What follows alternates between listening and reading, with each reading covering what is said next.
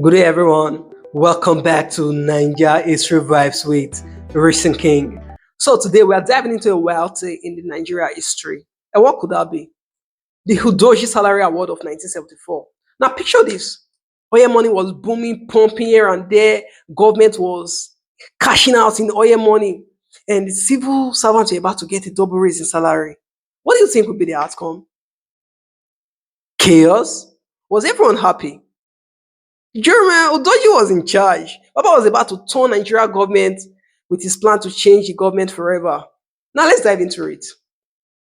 It was still in the 70s. General Yakubu Gowon was in charge.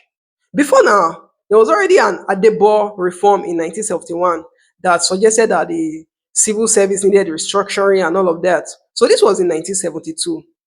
Yakubu Gowon picked Jeremiah Udoji to be in charge. He set up an Udoji commission. And it was simple. What was Jeremiah Udoji meant to do? Streamline the Nigeria government, the civil service system, and run it like a business. It was actually something like what Elon Musk is actually doing now for the United States with Department of Government Efficiency, cut costs, help the government to become more efficient, reduce whatever needed to be reduced, restructure it, and all of that. And it was a goal for Jeremiah Udoji. Jeremiah Udoji wasn't just ordinary person. This guy was a renowned Nigerian lawyer. He was someone that went to Cambridge. He was actually called to bar in Grey Inns in UK. He was an economist. He was even an Igwe. Baba hailed from Anambra State. So this guy he was a global administrator. He was a global consultant when it comes to matters like this. So go on knew this guy could fix the Nigeria government. And before now, the colonial Britain civil service we actually inherited. Remember, we were just coming from we are still young then. We just gained independence, and then the civil war between 1967 to 1970, and the present civil services are then needed reform. They needed to modernize things because the pre-colonial civil service system we had then was outdated. It was outdated, yes. It wasn't fit for a growing economy. Nigeria was vibing like things needed to like be put in place. And the commission was set up in 1972 and 1974. It was implemented in late 1974. What was Jeremiah Utoji's commission all about? Increase salary, restructure it, make it to be more professionalism, modernization, like make the government more efficient. And this was in 1975. Boom! Everyone got salary increase.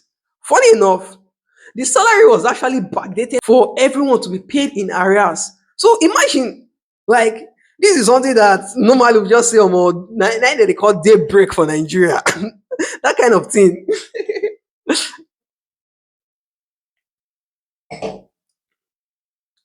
It was so funny. The whole money was paid in one lump. Some people actually got money they used to receive for like 6 months in just one single salary. And people were throwing parties here and there. Like normal person, imagine teachers, clerks, normal government workers. They just break for them, and the money was everywhere. Money was pumping. And what happened? Initially, they thought increasing wages of workers was going to boost production. But what did it do? It was the opposite. It boosted consumption, and production was declined. And yeah, it was Nigeria.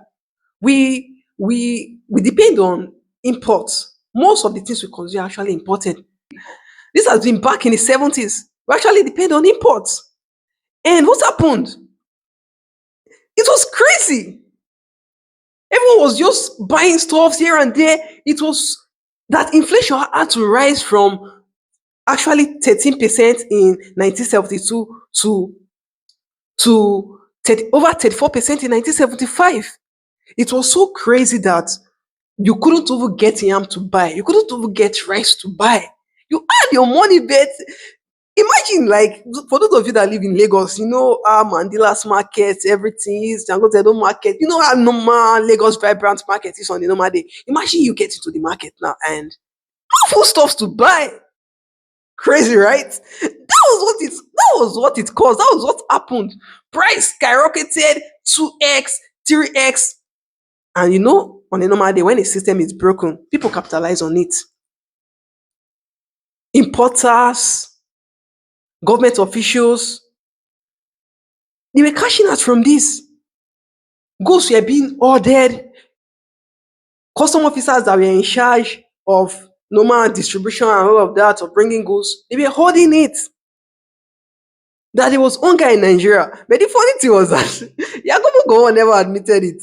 Economists saw it as an economical, a social earthquake.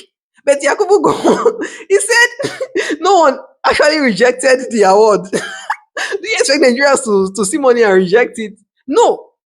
It was what actually caused this. Only one part of Udoji's reform was implemented. Only the salary award. There was no restructuring. There was no reform. Government efficiency was supposed to be boosted, but what happened? It was the opposite. And this actually placed a very bad legacy on Udoji himself. I know it's still celebrated in Anambra, in the eastern part of Nigeria, but most times when people hear about Udoji, what comes to their mind is salary increase, and the legacy left behind was like, but it wasn't actually his fault. It wasn't his fault.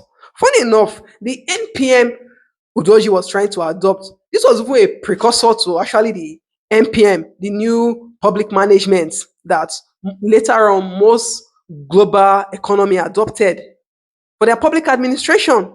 So the guy had good plans, he had good intentions, but the slogan then for Nigeria was it Nina Lowo shop make I shop. That was actually the slogan for Nigeria government then. And it was so crazy that in the 80s, Nigeria was known for corruption. This wasn't actually the beginning of corruption, but it was like something that fertilized the soil for corruption. It fertilized the soil for corruption. And we are still seeing this now, even in the public service, in the civil service, with later reforms. That's why you can see, let me know. Okay, let me use the word. It's like a cost of the Udoji Salary Award.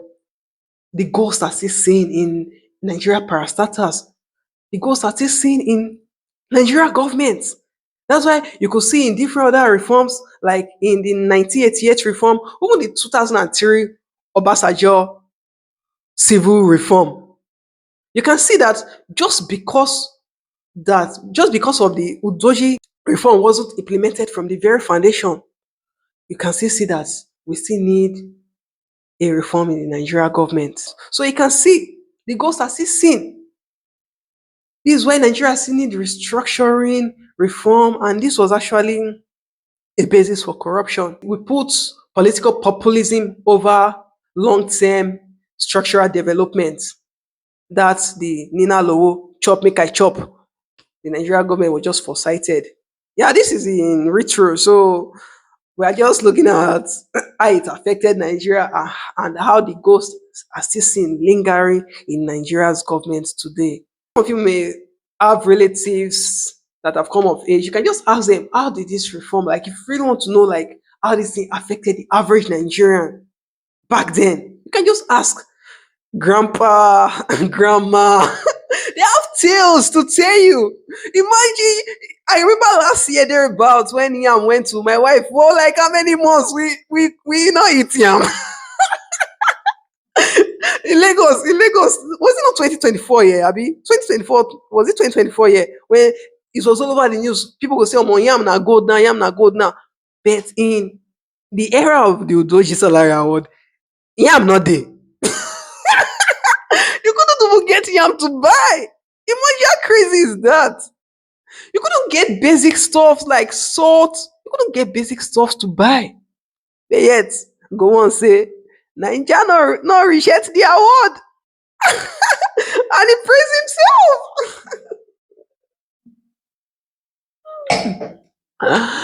So, guys, we can see doing wild tales stories like this, like it tends to give us insights to see like where Nigeria is actually coming from. Because most times we complain government is bad, and most people even say, government back then used to be good. Oh, Nigeria government now is so corrupt. What most people say, but if you go back in history, if you go back to check these things, you will realize that Nigeria actually missed it in the 70s. We missed it in the 70s, like then when the oil money was booming. If we had long-term fiscal development plan, we would have gone far by now.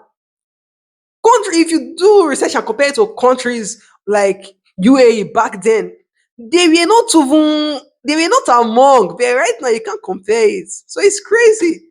We missed it. And funny enough, these were young, young generals, young public servants. Most of them were in their 30s. Like one was 31 then. I don't blame them. They were young. After all, we know some people are in their 30s, they can't even keep a meaningful conversation for over an hour. Some people in their 30s, they can't even keep a relationship for more than 2 months. Then here this guy was, then here this guy was like, Nigeria, trying to carry Nigeria on his head. And we are just coming from Nigeria was young then. Like we're just trying to we're supposed to have gotten it right before now. Supposed to have gotten it right before now. With things like this are played. Funny enough, we've talked about this Smith Amanda. If you have not seen that video, go back and watch it. It was the General Yakubu go on. Now we're talking about the Udoji Salary Award. Is the General Yakubu go on? This guy was ambitious. Papa just wanted to move Nigeria forward because Nigeria was in oil boom then. Money was everywhere. And he wanted to do things, but was it failed plans? Was it implementation problem? Was it corruption? What do you think, guys? Just comment what you think in the comment section. And don't forget to follow, like, and subscribe to my channel. So that's that for today's episode. Watch out for the next wild stay in Nigeria history or the next groundbreaking history in the making I'll be looking at. See you in the next video. Thank you.